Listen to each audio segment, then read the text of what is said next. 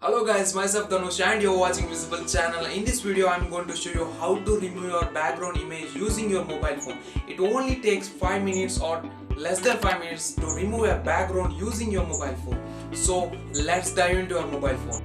Hello guys, welcome back to my channel, and now I'm going to show how to remove your background using your mobile phone. So just open your Google and write on search bar remove bg.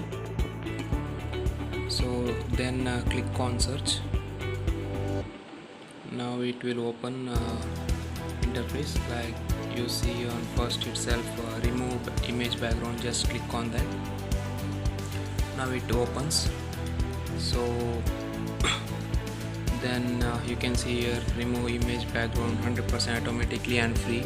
So just click on upload image or what you are seeing on screen now. So I have selected one image, so now it removing your background image. So you can see now the image background has removed. Version was like this. See, you can see now remote background is like this. So if you want to download the image, so just click on download what you are seeing on screen.